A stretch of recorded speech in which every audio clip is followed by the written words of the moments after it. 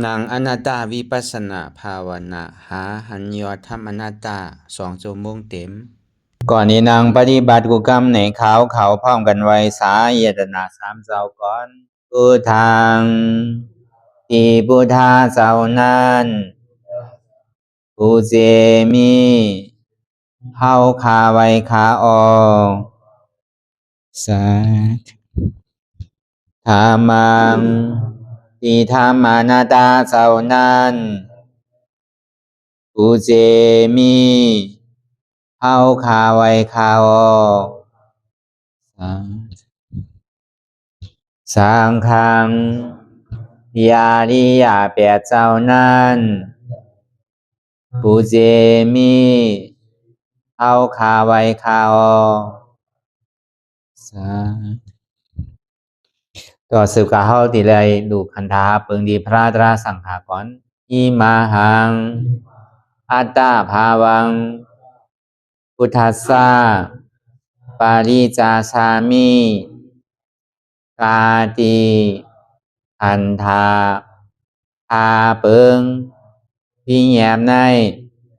ดูตันพุทธาสาวเฮาออก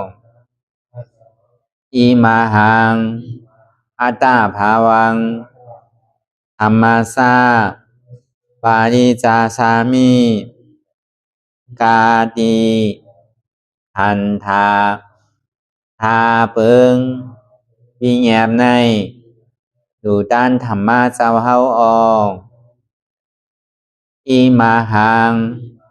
อัตตาภาวังสังคัสสะปาริจาสามิกาติอันธาพาเปิงพี่แยมในดูตันอาริยสังขาสาวเฮาออกต่อสิกว่าเฮาก็อ่อนกันเนาะผู้หลวงที่ปุญญาก็ปันโตอริยเจ้ากุเจ้าก่อนอริยเจ้ากุเจ้าค่ะในยามเมื่อไหร่ก็ดีอันข้าวอ่ำหูเสเลตั้งกามลงสามเปิงไหลวนพิษไหลลาพิษไหลเหตุพินมาเจอนานแค่นดอปดปล่อยวางความบันขาวเขาอย่าให้เป็นอันตรายลงอันเหตุตามาโผนิปานันสกันติคโนมโนกัมมังวสีกัมมังกายกัมมังแสมมุเรวนพิศลาปิตัวเอปิพิมาติอาริยะเจ้าภูเจ้าสวรรค์พ้นความเมตินเมษายนำกองการนั้นขินนิยามในจึงข้าวก็บินเสียสมมาเขาปวุนทีวิสิตาธรรมะตังโดอาริยะเจ้าเขาภูเจ้าสวรรค์พ้นความเมตินเมษายนำกองการนั้นขินนิยามในจึงสังวาเจ้าเขาภูเจ้าภูบายอกิเขาภูก็ภูโกนแสมมุเรวนพิศลาปิตัวเอปิพิมาติตนตัวสาวตั้งหลังนั่นในสังพยามโยนั่นในสังในก็ภูสังเป็นอันตรายเหตุมาผลนิปานเจ้าไหวใส่ให้ทัศนานสีภาวตระปันยาได้เป็นอันตรายให้จำมาผลนิพพานตอนนี้กว่าวันตามเมื่อตาเฮจงกันอาหันทุกข้าทุกข้าเป็นอนัตตาเยาเดียวอนัตตาตาเปอัตตาที่วิจิกิสาเกลียสานั่นเลยมดสิ่งเก่งหายกว่าในภาวะสัตว์ในอังแผงมันคือเลยห้าไหวผลยันห้าขามปุยนิพพานก็เย็นขันภัยสกรรมหลวยตาเนาะสาธุรายการนางอนัตตาวิปัสสนาภาวนาหันยอดธรรมอนัตตาในวันดังสุดในก็เล่านางขาไก่กุดขากว่าทับต่างขาไส้ก็ไรอันนั้นขาไส้ทับต่างขากว่าก็ไรมือสองขอนต่างตักก็ย่าไว้ตัวซื้ออีวิเคียงนะอีวิย่อนย่านนะก็ย่าในเหี้ยวลาหูเนื้อเพื่อนุยามปิญญารับตาเนื้อเปิดตาญาณปิญญาอยากตัวดีมันน้องวิญญาณถาดใส่เหรียญเท่านั้นอันไรเสียนั้นในที่มันพูดป่อเกิดขึ้นเป็นมานั่นคือเอาหมอวางเป็นอนัตตาเลยอ่อนดามไปหันเซฟไปหันทุกข้ามป่องใส่เนื้อหน้าตาแต่ก็ด้วยดีร่มเคยใส่เข้าออกอ่อนตั้ง ยใส่เขายาวๆเคยใส่ออกยาวๆเคยใส่เขาลึกๆเคยใส่ออกลึกๆเขาเกิดออกตายเขาเป็นออกลูกปองเกิดแบบตายไหนแต่ว่าเขาตัวหลอกหลายๆนี่เขามีอย่างตั้งหันสื่อใจอย่างตั้งวนสื่อใจหันเฉพาะที่มันนำอุบเปิงไรเอาตั้งแต่ซี่โหต่อไปปีนไหนมีอะไรพองหลังไหนที่ว่าเป็นเขามีเขานั่นสองว่าอันใดก็เขาอุบเปิงพองำใดเนี่ยตาที่ห้องว่าอนัตตามันใจของเขาแล้วก็วันนั้นไหนในวันที่1เดือน10 2523ปีพุทธศาสนา25ปาก66ที่เข้า67เนี่ยวันเหลือนลอง2 คำพอไผ่เบิ่งในเหลือน12ลอง2 คำพอไผ่ใต้ในเหลือน10ลอง2 คำในวันเมื่อในนี่ก็เรียกว่าเป็นปังกลาอันที่เขาเลยจัดมาบอกกำหนดตั้งสุดในว่า3 เดือนเนี่ยเอาตั้งแต่วันที่1ถึงวันที่15เดือน8พ้นมาปอก1ยาวกว่าวันที่1ถึงวันที่15เดือนเก่าเนี่ยก็ยาวกว่าปอกกำในมันเป็นกำเดือนสุดวันที่1ถึงวันที่15เดือน10อิงเกลเนี่ยปี2023เนี่ยในว่า3 เดือนเนี่ยก็ปอกกำในปอกกำเดือนสุดเนี่ยก็นั่นแหละทีไรว่าเต้เนี่ยก็ลองการอันเขาสร้างคือกรรมตลาเนี่ยทีไรมันเป็นส่วนไรส่วนเป็นของตะกาวเขาพอดีว่าเต้ปุญตานเข้าไปหู้สังเตอร์แลเข้าหลุดเลยมาพึ่งสร้างคือกรรมเมาเพราะในว่าเนี่ยฐานก้นใครสร้างคือกรรมเนี่ยมันมีส่วนไรส่วนเป็นอันเข้าไปหมอก็เขาหลุดพึ่งอันเข้าหมอเอาเนี่ยก็ทั้งตีหมอแทงทีไรคาดใจทางเนี่ยก็ทีไรไม่เห็นผู้ใดพึ่งเอาเพราะว่าเสียนั่นกว่าก็ออกบากเอาเนี่ยก็มันในเหตุดีว่าในทาง4 ปอกนะหรือเสียดีเกศสุดมันก็2 ปอกไปเศร้าไปคำเดี๋ยวเสียนั่นเนี่ยก็เดี๋ยวเสียว่าปังตะลาหลวงข้าวกำหนึ่งที่เป็นข้าวกัดป้อนตั้งตะเคียนเล็กเนี่ยเพราะว่าจำข้าวไหมเนี่ยที่เป็นตั้ง2 ขี้บุญแล้วก็นั้นในปอกกำเดือน3 ปอกกำเดือนสุดในว่าปีเนี่ยในก็เขาไว้ตาไว้ขันในไหวเสียในกว่าตั้งแต่1ถึง15ป้วนบ่อยเย้าเนี่ยก็เขาติ่มมีขิงขาเขาย้ำตาดีเลยช่วงกันมาเฮ็ดมันก็มีหลายเสื้อหลายรองตีมันกระโจมมันดีเฮ็ดเปลี่ยนออกมา1 ปอง 1 ปางนี่ก็มันต่อง่ายๆของเก่าก็อันเขาเลยมาสร้างด้วยกรรมกันเนี่ยรายว่ามันเป็นอันเปลี่ยนง่ายที่สุดอ่ะมันได้สุขสันต์อย่างว่าก็วันนั้นในแหละคือไหวกาขันนิดนึงเนี่ยก็บอกว่ามันเป็นบุญฐานส่วนไรส่วนเป็นถ้าเข้ากูก็เข้าดีไรเพื่อกันกูก็แล้วก็บอกว่าแพ้มดีไรแพ้มดีเป็นแพ้มดีคู่ก็อย่างนี้แพ้ก็มันไรไว้หนังเก่านี่แหละเข้ามันสร้างเพิ่มเพิ่นก็มันสร้างเพิ่มสร้างปันกันไผ่ก็มันไรไผ่ก็มันยาเนี่ยพอเหลือเส้นนั่นกว่าก็ไหวออกหวานกว่าเย้าเนี่ยก็มันเป็นข้าวผลขึ้นกว่าเย้าเนี่ยก็มันอันโดดเฮ็ดไปมามีดีเป็นลองล้อการล้อขี่นั่นเนี่ยก็สำเร็จได้เฮ็ดกว่ามันดิ่มได้มีลองตั้งตัวตั้งเต้ๆแต่ได้ไม่เฮ็ดตารางนั่นก็มันหลักสังขารยานก็มันนั่นต่อเพราะถึงขี่ขาพยายามออกหวานกับเย้าเนี่ยก็มันจังหวะตั้งกว่าตั้งมามันก็มีหลายทีหลายตั้งเราก็อันในว่า3 เดือนในพระเป็นเจ้าว่าพี่เนี้ยไปว่าคืออยู่กับตีอย่างที่ค่ายย่ายกว่าตั้งไหลในเขาตั้งว่า3 เดือนเนี่ยก็วันนั้นแหละแต่ว่ามันเป็นกำเนิดสุดในว่าปีในปอกคนหนึ่งอันเท่าไรเฮ็ดการสร้างคือกรรมมาเมื่อปีที่พ้นมาเลยก็เขาก็ได้เฮ็ดเวลาในปีในได้ก็เขาก็เฮ็ดพ้นมายา2 ปางปางตะลาก็ในปางคน3ในว่า3 เดือนนี่ก็ก็ว่ามันเป็นส่วนใดส่วนเป็นของเฮาก็กันการมันดีเป็นนั่นเหมือนเฮาว่านั่นน่ะคนดีเป็นปางตะลา1 ปอก 1 ปอกมันก็หมายง่ายนั่นครับบางปอกนี้วิยาเวซ่าอยู่ เพราะมันมีคนจ้างมีคนอ่อนโหตาลาเนี่ยก็มันก็เป็นมากก็สวรรค์มันจะได้เกินกันมีคนอ่อนโหตาลาเนี่ยก็มันมีวิชาตาดีเรื่องดูลุ่มลาเนี่ยก็มันก็ทำเป็นมากก็แต่ก็วันนั้นในปอกกำตัวสามในปอกเขาก็เป็นกว่าเพราะอะไรว่าเป็นเตียนดีกว่าปุณดาว่ากุก็ปุณตาวิชาปุณตาเป็นอะไรอยู่ในด้านมาเนี่ยก็เป็นข้อดีแต่เขาก็เท่าเนี่ยก็มันก็เพื่อเขาก็ถึงการนั้นเขาในขับตั้งดูปัจจัยสีเบิ้งสีป้าเป็นดูก็เป็นเข้าว่ามันแสดงเหมือนหนังผู้ป่วยตกน้ำเขาอ่ะแต่ว่ามันเป็นข้อดีเต้เป็นได้ดู110 120 100 1,000นั่นก็เลยดูแห้งดูโซบดูใจยังไงก็แต่ว่ามันเป็นข้อดีแต่เขาว่าทั้งหมดทั้งเสียงก็ว่าอันนี้เขายังเมื่อปานชาเป็นเจ้านี่ยังไม่ได้ขึ้นเลยลือก่อนเอาถึงวันถึงคืนในข้าวตัง45 วันลุ่มๆเนี่ยอันนี้เขาตัวเต้เฮ็ดเป็นกว่าในปอกคนหนึ่งแน่ก็เร็วมันก็จำดีอ่อนกว่าจำดีเข้มกว่าในปังตะลาวกำเนิดแล้วก็วันนั้นไหนแหละนั่นเลยอาจารย์มันดีออกกดมุดสุดเสียงกว่านั่นไหนก็เขาส่งดีเลยเขาใส่รองอนาตาเนี่ยมันเป็นตะลาเดียนถึงจิตถึงจอมถึงยอดก็บอกว่าอนาตานั่นเองพระบิณฑเขา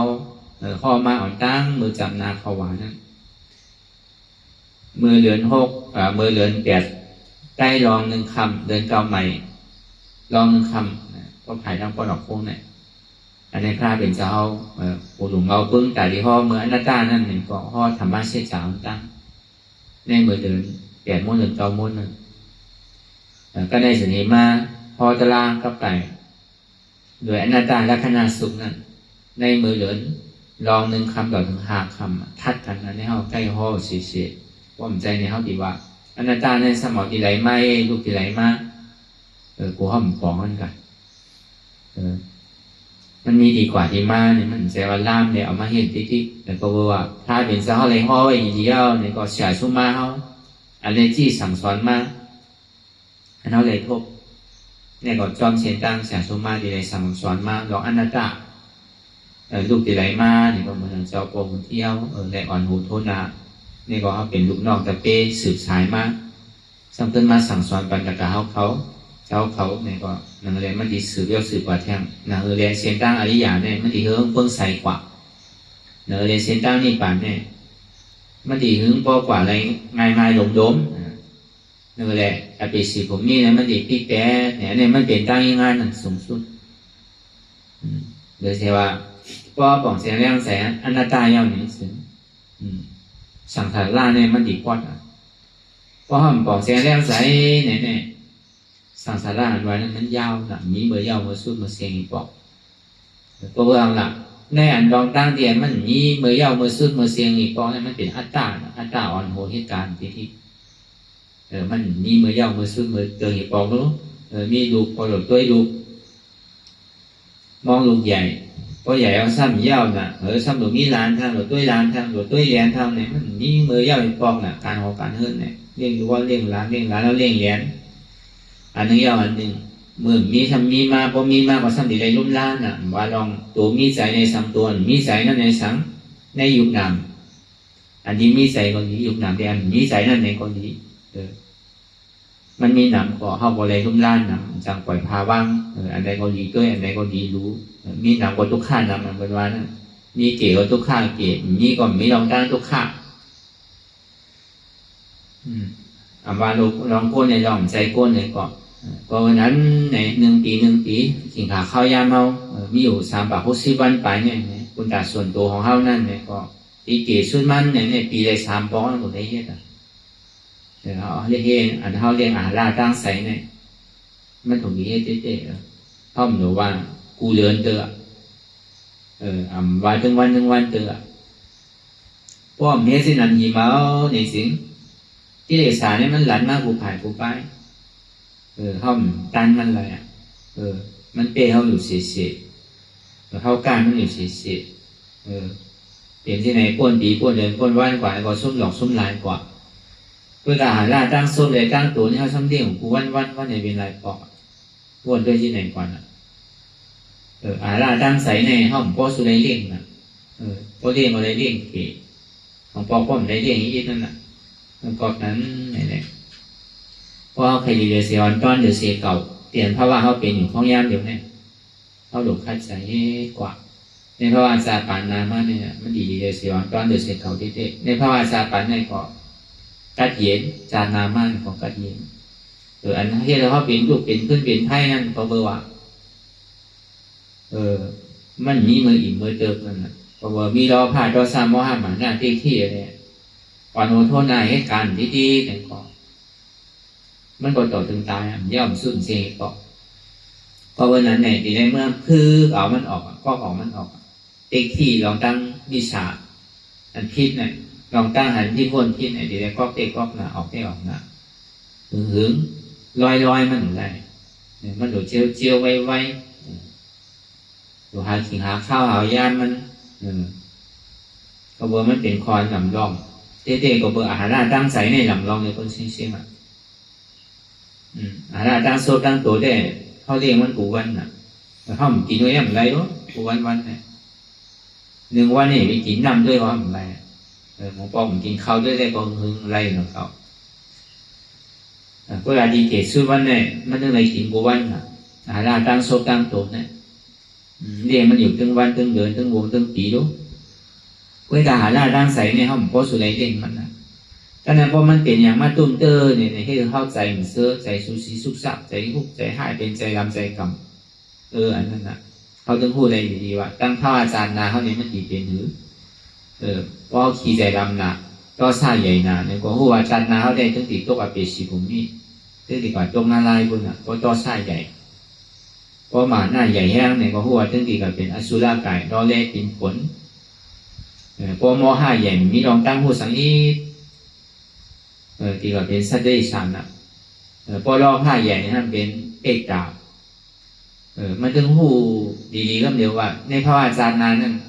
คือตัวในปัจจุบันมันเดียวว่าใจเขาเป็นหรือ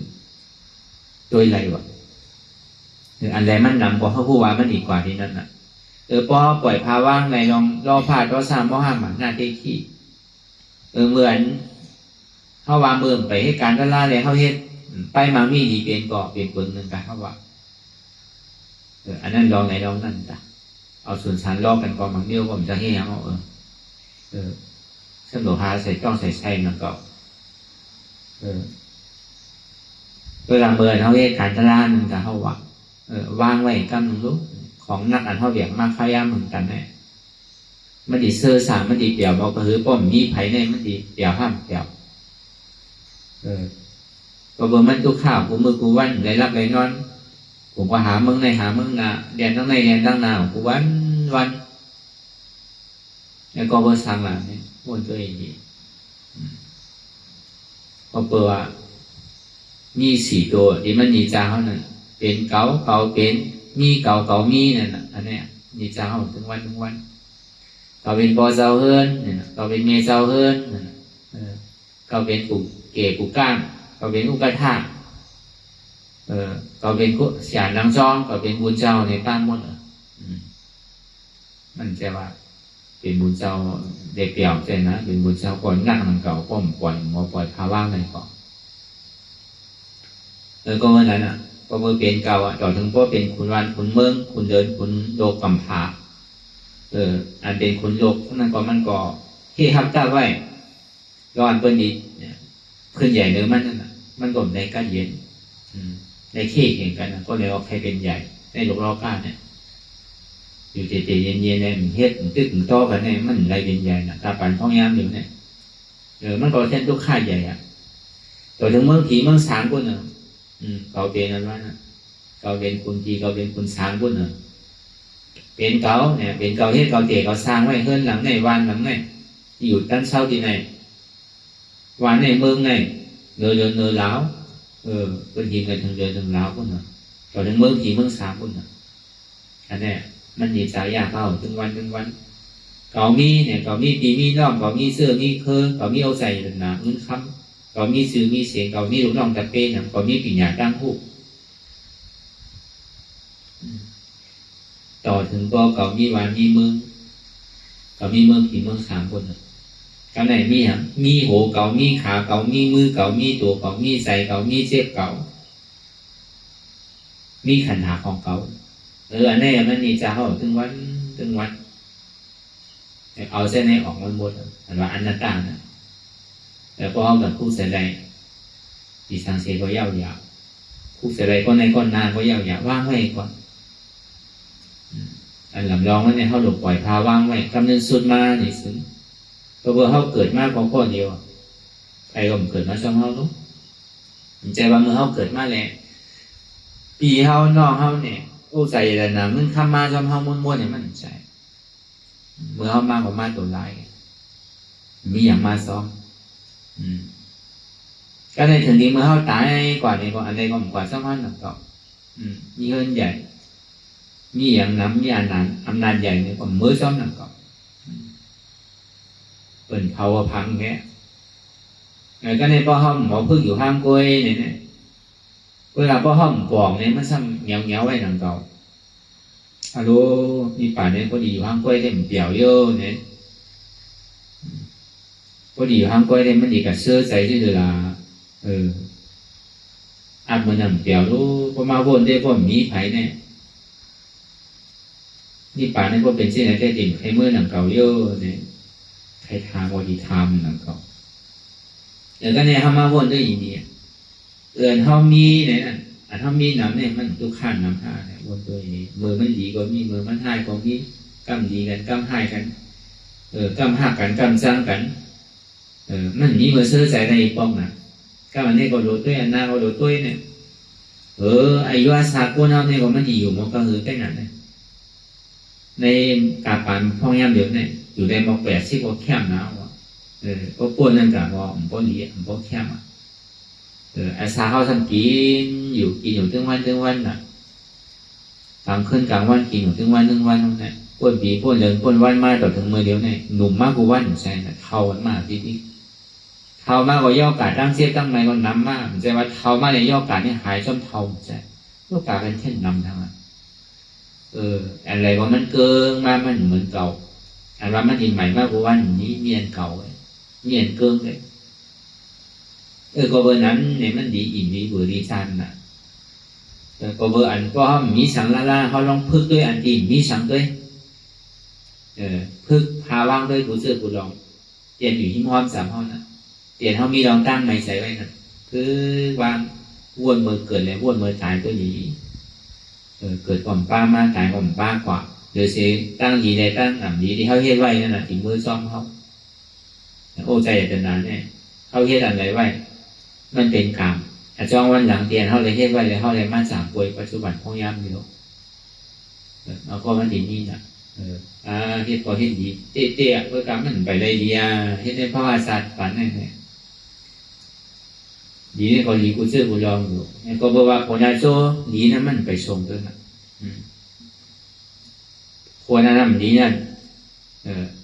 อาโจกามให้มันสูงเหมือนตั้งน่ะแต่ก้นเท่านี้มันมีน่ะเฮ็ดดีเฮ็ดให้เราได้ส่วนสารกันที่กัน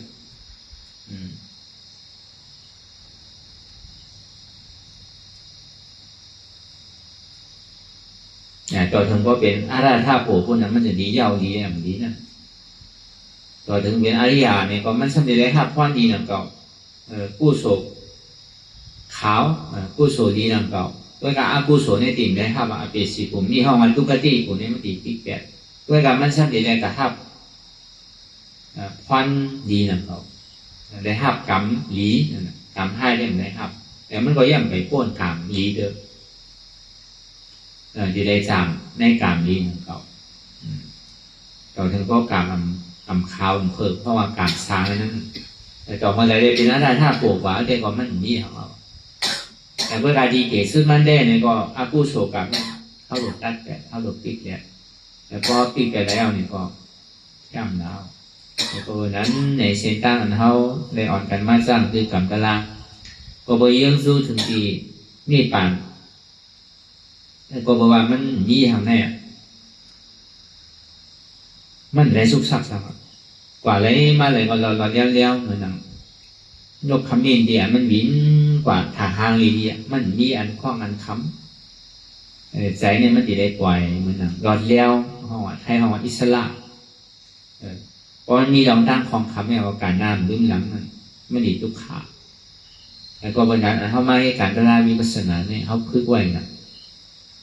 พึกอยู่ก็เดียวพึกมีก็เดียวมีไผมาเกี่ยวข้องติดจับกับสังเนี่ยพึกวางกุศลกุลองเตียนเขาติดจับกับมาเข้าย้ำเหมือนเนี่ยมีสังเราเหมือนเขามาทับศีลเอาไว้พระราชราสังฆาดูพันธาที่โบต่อไปทีนี้เนี่ยก็บอกว่ามีสังที่เป็นของเขาอยู่เฉยแล้วเขาโยกดูเป็นพระราชราสังขารย่อวนที่นั่นแต่พอมันมีโดยในมันติเป็นหือมันจอมันติเบาห้าเนี่ยแต่พอปอกเนี่ยมันเบามันมีสังอะไรอันนี้มันมีเนี่ยมันวนเป็นทุกขาจริงๆเนาะกำเปี่ยวกำทุกขากำทุกขากำโมเนี่ยกำมาวนลองตั้งหลังเอาสังจอไว้ก็ในพอวนลองตั้งหลังในทำทุกขาไว้กำหนังในใส่เอาในกำโมวนกว่าตั้งหลังในก็เอาลองตั้งหลังมาเป็นทุกขาได้จริงก็ได้จะให้ถือในซ้ำวนกว่าลองตั้งนะมือนามาดีเข้มกว่าดีอยู่กันดีมังมีดีเป็นอยู่กว่ามือนามาเด็กวันหนึ่งก็ตีด้วยอยู่กันตีเป็นสัตเทโลของกันแต่ก็ให้กว่าให้มั่นสังเกตเสือ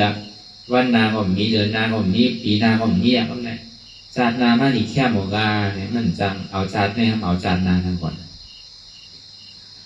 วนเท่าเดียวมาเป็นอันเดียวมืออันเสื้อโจกแก็บโจกข้าวไว้นะก็เวลามันเป็นรองเตะเขาใครให้สังใครเป็นสังใครมีสื่อเนี่ยก็ที่ได้เหตุปัจจุบันของย่ำอยู่เนี่ยอันนี้มันหันไปดีๆแต่จังหวะอันเท่าอ่อนกันมาเหตุการณ์ตลาดเนี่ยมันเป็นชิดเป็นยอดเป็นจอมมันตีเกศสุดมันเนี่ยก็มันตกมาเนี่ยก็มันเจ็บอ่ะแต่พอยังงานถึงนี่ป่านเนี่ยพอมันไรนี่ป่านเนี่ยก็ตีเกศสุดแล้วก็อยู่เมื่อกี้ได้นะเขาตกมาเมื่อกี้เมื่อสาวน่ะมันก็สักษามันก็แค่นั้นน่ะเขาทำยังงานว่าเขาไปเป็นก้นดีทีเนี่ยเที่ยนี่ปั่นไปให้เมื่อเติมก็ทีเฮ็ดเต้ๆไปให้เฮ็ดเติมไปให้เมื่อเติมเนี่ยเพราะมันยังสู้แต่ยังสู้เมื่อกี้ยังสู้เป็นก้นหนังเขาก็การมันสั่งไรก็ดีให้เธอละขึ้นไอ้นานตั้งเหนือทำลงตั้งแกนว่านั่นเดี๋ยวนั้นน่ะเดี๋ยวพ่อมาพึ่งสร้างคือกรรมเอาอันวันน่ะพอมีโอใส่กันนะเงินคำดูก็คือเนี่ยก็มันชื่อไรนั่นนะการยุ่งในการตลาดเนี่ยชื่อเทียบกันไรรู้ก็ไรได้ก็ใครชื่อคล้ายกันอยู่มันก็มันดังมันเจ๊คานใส่นั่นเนี่ยคล้ายอยู่คล้ายก็มันเนี่ยพวกเปิ้นเอาเนี่ยมันจะติดปันเงินเปิ้นก่อนอย่าไปว่าคล้ายเถอะเรียกว่าคล้ายเอาเปิ้นใครชื่อหนังเก่านะแต่เพื่อการคนใครตะล่างใครเชื่อเอาหนังเก่าเพราะมันนั่งหันเจ็บเนี่ยเพราะกวนต่อเสียงแรงแสงตะล่างเนี่ยนี่คือใครเชื่อเอามืดอ่ะกวนอันใครปันได้ใครชื่อก็เป็นสังอาดีปันร้ายได้หนังเก่า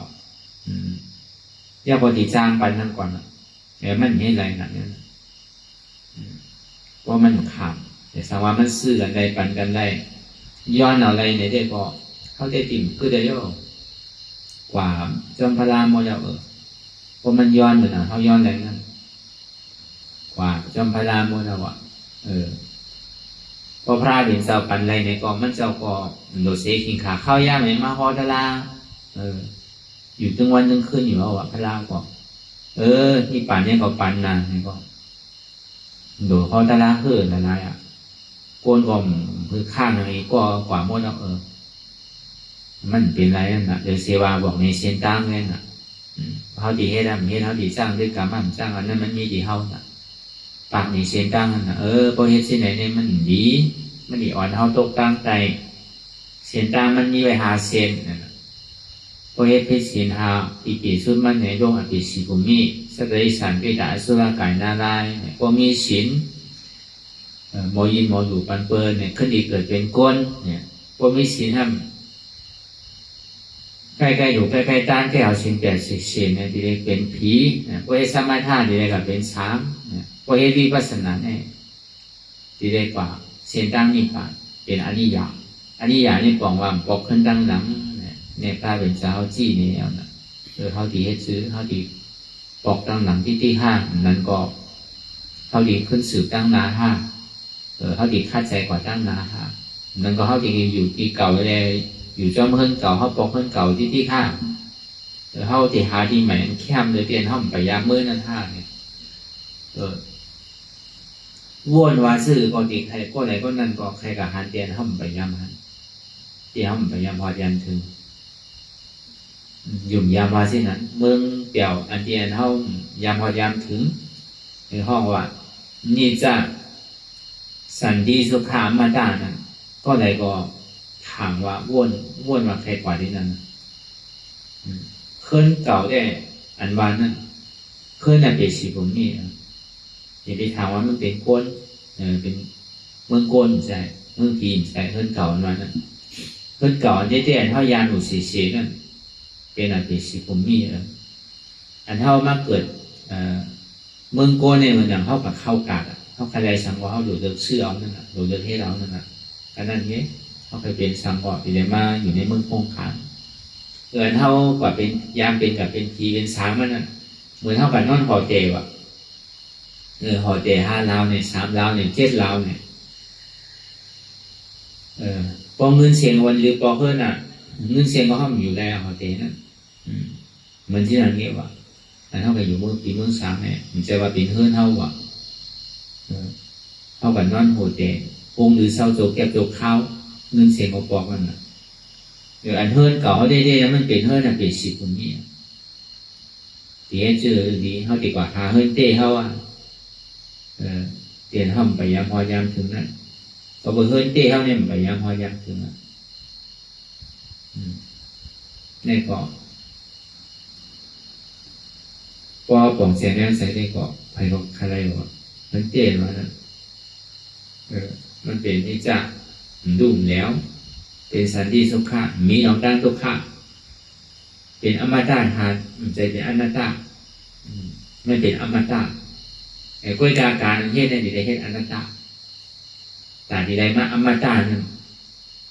ที่ใดพูดสักอนัตตา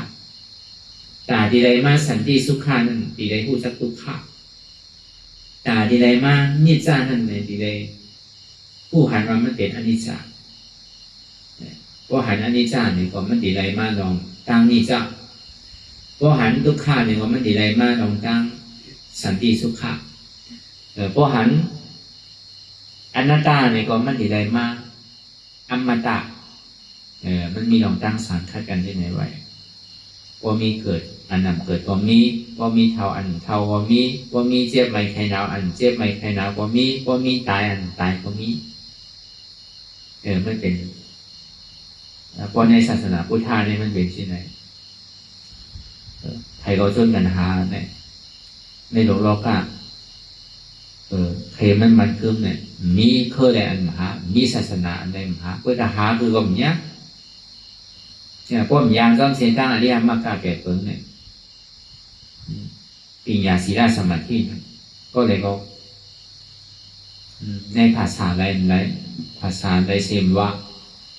ในโลกัมพาในลุมพานเป็นขึ้นกราบขึ้นปานพ่อแย้มอยู่เนี่ยก็เลยก็ใครหายาอันนำเท่านั่นคือมันหนุ่มเสียนั่นมีใครหาไม่เจอใครหาซื้อก็หามันถึงมาได้มันถึงที่หัวเป็นอันนี้เจ้าเลยอันว่านี้เจ้ามันคือในมันถึงนี้ตอนโลกกัมพาเรียนเขาอยู่มาเดียวเนี่ยยังติดลูกเป็นไพ่ไม่เนี่ยจะว่าโลกในโลกาอย่างเงี้ยตอนทั้งเมืองผีเมืองสางยังติดไม่เนี่ยอันเท่าเรียกมันดีกว่าคลาหังอ่ะนั่นเรื่องคลาหังอ่ะแล้วก็เบอร์นั้นในเคยได้เชมาบนอ่อนกันหาคือก็มันยากมันต้านถูกตีมันนั่นน่ะมันถูกโคมมันนั่นน่ะมันโคมตีนึงทำกับตาตีนึงนั่นน่ะต้องเจี๊ยบทำกับกินยาโหเจี๊ยบนั่นน่ะเป็นที่นั้นโหเจี๊ยบทำกับกินยาต้องเจี๊ยบมันว่านั่นน่ะโคมตีโหทำกับตาตีต้องนั่นน่ะมันใจมิ้วมันตรงก็แรงก็ให้หาวอันสุขาเด็ดๆนั่นอันมีลองตั้งตุกขามายากเก้านิจังนั่นว่าอะไรปัญหาชื่อก็มันดึงสุขาอะไร มือมันเปี่ยมมือมันโมเดสุขาโจเก็บโจข้าววายเสียนั่นมากกว่าทุกข้านะอันว่าดีทุกข้าวสุขาเสียเนี่ยใครก็หาแสบการหามันจับเมียวมันนั่นน่ะป้อมจับเมียวมันบอกไว้มากกว่าซ้ำทุกข้าอย่างนี้นะครับอันสุขาเรียนพวกในหลงโลกกล้าหาเนี่ยมันได้ออกวาวแห้งน่ะมันได้เฮ็ดอะไรสร้างอะไรปลอมในมีลองรอผ่าต่อสร้างโมหะเหมือนหน้าออกมาซ้ำอิ่มอิ่มนู้อันสุขาในหลงโลกกล้าหามันนั่นสัมเพมันเกินเป็นอมตะเจ้ากันหายายามตายว่ะยาพีบอกว่าพวกกินย่อมตายมาที่ไหนอ่อนกันหาในหลงโลกกล้าเนี่ยหาซื้อก็มียา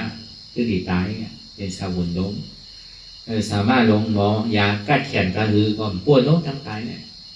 มีไม่ร้อนได้ตัวนั้นมันหาซับนิ้วมันนั่นน่ะเพราะว่าในศาสนาพุทธาเนี่ยเพราะว่าใครมันกึมเนี่ยเดี๋ยวพูดสักอันนั้นมันกึมเพราะใครเป็นสุกาเดเนี่ยเดี๋ยวพูดสักทุกข้าวเพราะใครเป็นอมตะธาเดเนี่ยเดี๋ยวพูดสักอนัตตาเพราะว่านั้นเขาไม่ให้อยู่ห้องยามอยู่เนี่ยพอเบอร์กูเซอร์กูร้องเนี่ยมันคือมีเสื้อลองหยิบไปกับยึดยับกับมันไม่มันถึงมีลองตั้งเป็นลู่แรงลายค่ายกว่าอยู่เพราะว่าอันนี้เจ้าอันว่าในยุคหนักพันธาอันว่าอะไรในกลุ่มไหนก็ยาวอันว่าสุขาอันว่านี่มันถึงนี้มันเป็นทุกขาเสียงมันถูกดีเอามายึดยับกับมันไว้ถูกดีปล่อยพาว่างไว้เปลี่ยนเท่าที่จับกับเท่าไว้สีอย่างที่ว่าต่างเสื้อต่างรองอย่างที่ว่าโคของตั้งนอกตอนหลังตัวเขาเนี่ยเขาบอกเป็นกองทุกข้าลงเนี่ยว่าตั้งไหนเช้าตั้งไหนเพื่อว่ามวยว่าเป็นวัดเป็นไอว่าย่อกาตั้งเสียตั้งไม่ว่าต้องเสียโผแก้มแบบนี้มันถึงเป็นทุกข้ามันเดียวมันหนีมีอะไรเป็นสุขาเด็กมันเป็นทุกข้าบริการมันเป็นทุกข้าเสียด้านนี้ก็อยู่จอมมันก็ห้อมติดมันโกมันทุกข้านะสุขานั้นอยู่จอมมันในก่อนติดมันแต่พอพูดสักวันโกทุกขามออยู่จอมทุกขามันก็เขาจะได้มาลองตั้งสันติสุขาเขาจะได้มาลองตั้งซื่อสัตย์ใจพอพูดจับอนัตตาสัมภวะกูเจอกูลองเนี่ยมันผู้เปิดเพราะมันเหนือมันไรรู้เนี่ยมันเป็นอนัตตาด้วยเนี่ยเขาจะได้มาอมตะขาดของอาจารย์เนี่ยพูดว่านามารูปังอันนี้จังนามารูปังทุกคำนามารูปังอนัตตานามารูปังอันนี้จังพยาเถนะนี่จังวัตานิปานังนามารูปังทุกขังพยาเถนะสุขังวัตานิปานังนามารูปังอนัตตาอาสาละเถนะสารังวัตานิปานังนิปานังปรมังสุขังนั่นว่าซื่อละยุบนามคันธาในว่านามารูปังอันนี้จังมันกึ้มว่าเอาตั้งแต่เขาพูดว่ามาตอนถึงมือเดียวในสองมันคือมือตัวอย่างเดียวเมื่อเขาจะเรียนอะไรเป็นอันนึงเนาะเหมือนเขาจะอยู่ในต้องนั้นถึงดีเกิดมาเนี่ยตึกเป็นทางอันเนาะถึงดีก้อยๆใหญ่มากเนี่ยเปลี่ยนมาทีเดียวนะต่อถึงมือเดียวนะเขาก็ยันเป็นลูกอ่อนยันอยู่ในต้องเป็นลูกอ่อนใหญ่มากเป็นหวาเป็นเช้าปฐมาหย่อยตุติยาหย่อยตาติยาหย่อยมันเท่ามากกูวันนะพอดีวันนี้เด็กพอดีวันตั้งหางซ่าก็พอดีเอาลองตั้งหางซ่าว่าเท่ามากกูวันเกิงไม่อยู่กูวันเนี่ยลองไม่อยู่กูวันเนี่ยในห้องว่าความหางซ่าแต่พอความหางนี้ได้เพราะว่าทำมันเกิมเนี่ยเป็นอันนี้ซ่าเนี่ยพอความหางนี้เนี่ยพอความหางซ่าเนี่ยเท่าไม่เอาอ่ะเก๋ไม่เอาเท่าไม่เอาไอ้เท่าอีกเท่าว่ะตู้ปู่ตู้เท่าว่ะเป็นเมเท่าพอเท่าหมดแล้วว่ะอีปู่อียายอีนายหมดแล้วว่ะมันเป็นก้อนหางซ่านะนั่นแต่อันนี้ซ่ามันเป็นก้อนหางนี้นะสวัสดิ์ย้อนไปว่ามันคือในพยาเถนะว่ะมันเป็นเพไพ่เดือดไม่ห้าวแห้งแข็งเราว่ะที่อะไรวันนั้นเนี่ยพอตัวชื่อละพวกบนว่าเขาสังเกตทางตรงไหนนั่นคือมันดินเท่าโดยให้ทางนั่นคือพวกที่ว่าเขาหนุ่มพวกบนว่าเท่ามากคนหอกนอนเนี่ยช่างหนุ่ยย่อมโห บนวันมันเขียวมากนิดเนี่ยยาใดนี้เขาสำรวจใส่โดดตื้นโดดชันนะว่ายามเป็นอะไรก็นั่นก็ว่าเป็นทุกข้าวนะก็เพราะว่ามันเยื่อในอันว่ามันไข่เท่านั่นน่ะมันไข่เท่าเพราะมันก็เฮ็ดสื่อแล้วมันดิ่มเท่าเลยมันก็หาผู้เสื้อผู้หลอกนะมันดิ่มเท่านั่นพยานเห็นน่ะผู้วัดเขามาเนี่ยก็มันก็ต้องบอกในลองตั้งมีอุกรดกมีตาโกมุมีเขียวว่ามีเนื้อมีหนังก็เหี่ยวดุอยากดังอยากไปอยากเพราะว่าอันนี้สร้างมันตึ้มตรงนี้ห้องมันเป็นที่ไฟเดือดไม่เท่าแย่งแข่งหนักนี่จางว่าด้านนี้ป่านนังเนี่ยเปลี่ยนมันขึ้นในมีเปลี่ยนซ้ำเป็นนี่ป่านเนี่ยมันบอกเงินไว้ใช่ไหมนามาลูปังทุกขังก็เบอร์เขามีอยู่นามคันธาในส่วนนี้ว่าเป็นทุกข้าเนี่ยวนด้วยเหรียญเขาเลยไม่อยู่นามคันธาเนี่ยทุกข้าเด้งหัวเอาหนังตะลาอยู่ที่ไหนก็กำเจ็บกำก้นกำคืนมันทุกข้าโตทุกข้าใสโตนางอยู่หัวใจเขาวนตั้งไหนวนตั้งหน้าวนนั่นวนหน้าป้นสุดเสียบอกห้องว่าทุกข้าโตทุกข้าใสนามาดูฟังทุกขังพยาเทนะย้อนตัวว่ามันขึ้นเป็นทุกข้าในสองที่ห้องว่ามีเพศพยันใดเปลี่ยนเท่าแห้งแข็งเหลือในทางเปลี่ยนเท่าไรทุกข้าสัพพะทุกข้าเนี่ยอันเท่าไรมาอยู่หนังคันธาเนี่ยทุกข้าเลยวันที่สุดหรอตัวบุเท่าคู่เลยเนี่ยเท่าทุกข้ามองกระหือเนี่ยเห็นมาคู่จำเท่าไรเขาเจ็บมองกระหือทุกข้ามองกระหือเนี่ยก็อะไรก็นั่นคู่กันทุกปอกแต่ว่าพยาเทนะสุขังวัฏานิปานังเนี่ยก็มีทุกข้ากับสุขาเนี่ยมีเข้ามานิปานนามารูปังอนัตตาก็บอกว่ายุบนำคันธาเนี่ยมันเครื่องเป็นทุกข้าเนี่ยมันอู้เปิ่งพองน้ำมันอะไรเนี่ยจากที่เขาว่ามันเป็นอนัตตาอาสาและกระเทนะมีรอดมีแกนเตียนเท่าไรไม่ยุบนำคันธาเนี่ยมีรอดมีแกนก็ใส่ตั้งเหนือลงตั้งไตมันหนังบวกไม่มีตามันหนังตุ้มโกยมีรอดใส่ตั้งเหนือลงตั้งไตสารังอันมีรอดมีแกนให้มีวัฏานิปานัง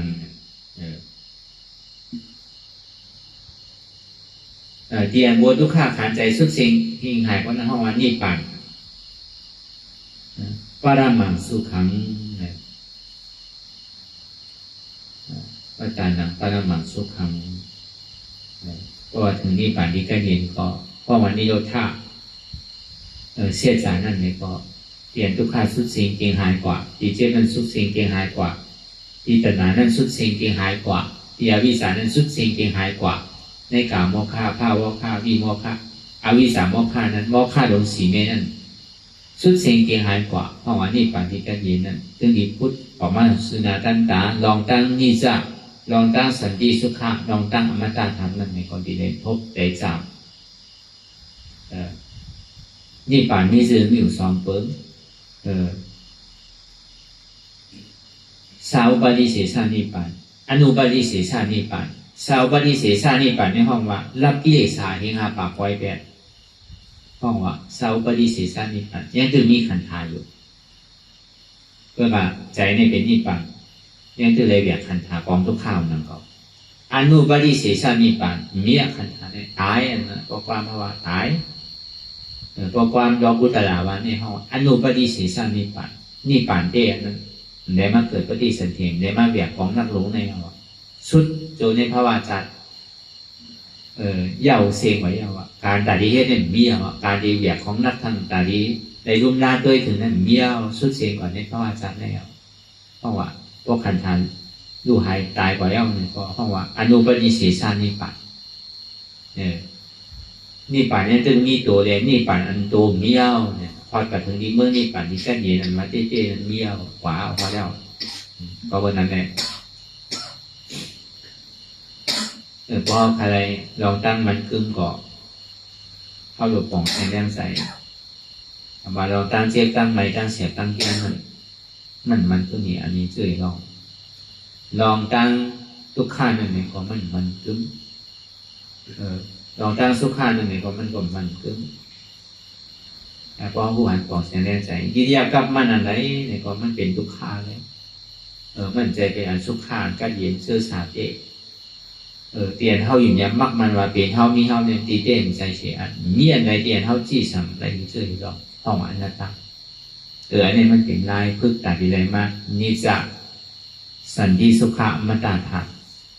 เพราะอะไรยาก็เป็นยามตายเพราะอะไรแสงเยตนาในก็มันเป็นแสงในพระเยตนาตระเยตนาสังขารเยตนาแก้วแม่สามเปิง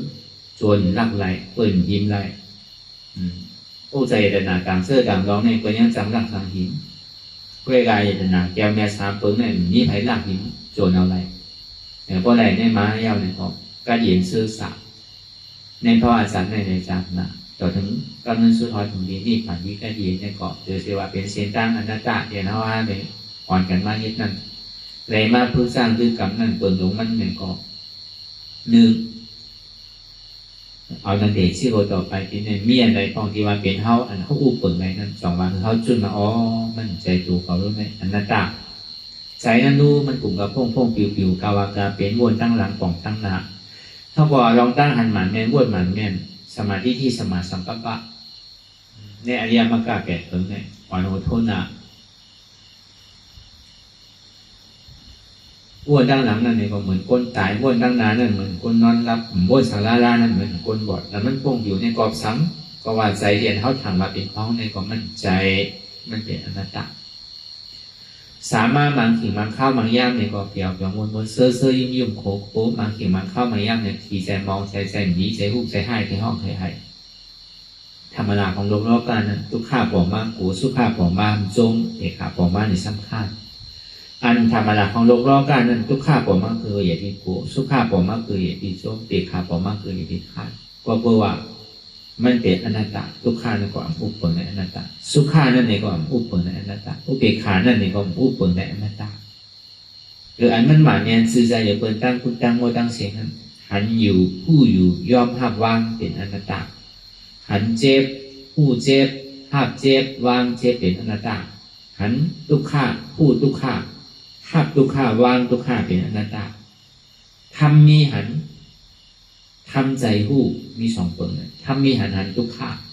ทำใจหู้ว่าทุกข้าเป็นอนัตตาทำมีหันเจ็บ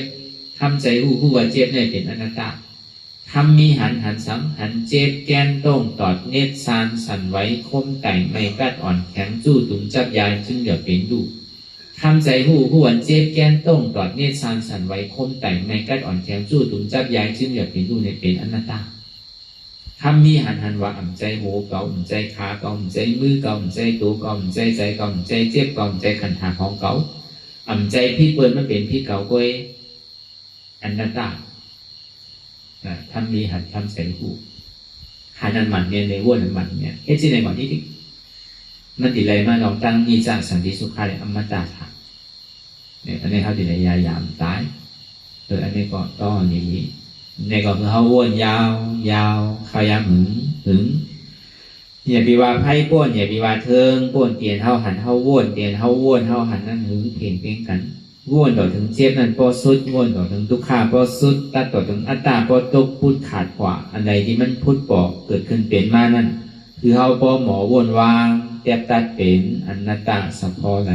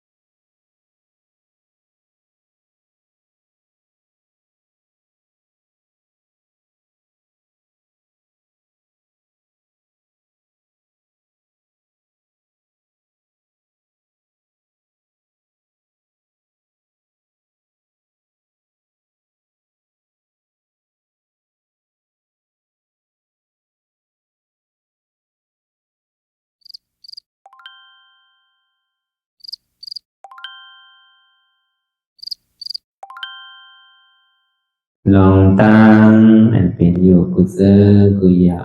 ย้ายข้องคำไว้ที่ใส่หูถอดถอนออกที่ใส่หูมันออกเสียงก่อน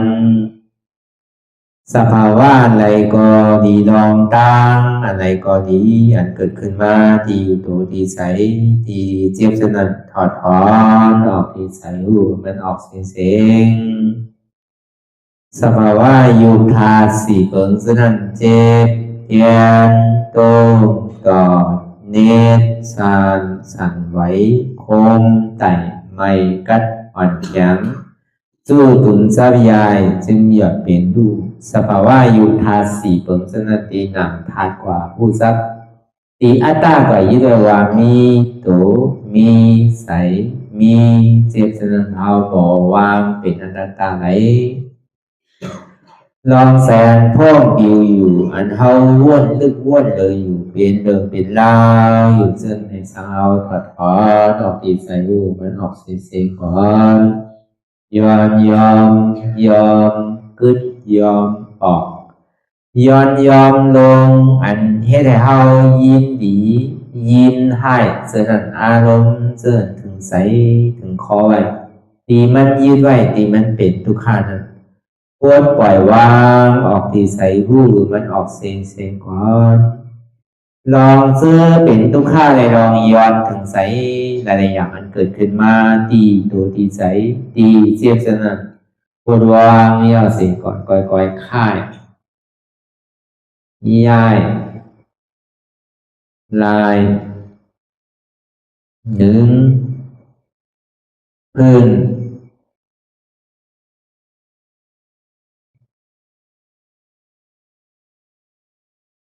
พยายามไหนก่อยเปิดตามืนตาลอยได้เป็นการปฏิบัติธรรมโคตรอายธรรมอันเกิดขึ้นที่โตที่ใสที่เจ็บอันนั้นโคนหาเหตุหาเงาพระจองทุกขันนั้นต่อสืบการในเฮาที่ได้ส่งเมตตาถึงวิเนยสัตวะทั้งหมดทั้งสิ้นก่อนอิดาเมปุญญังอาสวะคายังนิบานังวาหอตุมาปุญญากังสเปสตาสัมมาลาพันตุอีตังเมปุญญังอันเฮาคาไลมาตือกรรมปฏิบัติวิปัสสนาภาวนาหาอันยอดธรรมอนัตตาในอาสวะคายังเป็นอันถาสัพตัดเปนาสวะสีเปิงเสียวแลนิพพานังตีนิพพานังขอดูให้ถึงเสกัมติคามาปุญญาภากังพรดีอันคามานาวิปัสสนาภาวนาทรงยืนปันสเปสตานังเอวปอเมสลาญาติกาดึงเคเจอเคได้ก็แลจากว่าสัตวาทั้งสิ่งทั้งดวงนั้นสมาลาพันตุอะไรพรดีนำกันตั้งเฮาคา ตังสิงสกัมติคาโนสาธุสาธุสาธุ แต่สิกว่าเขาก็อ่อนกันนับหัวหลวงที่คุณยาก็ปันโตอริยเปเจ้ากูเจ้าก่อนอริยเจ้ากูเจ้าค่ะในยามเมื่อไหร่ก็ดีอันข้าวอ่ำหูเสเลตั้งกามลงสามเปิงไหลวนพิษไหลลาดพิษไหลเหตุพิษมาเจอนานแค้นดอกปดไหววางความบันขาวเขาอย่าให้เป็นอันตรายลงอันเหตุตามาโผนิปานันสกัมติคาโน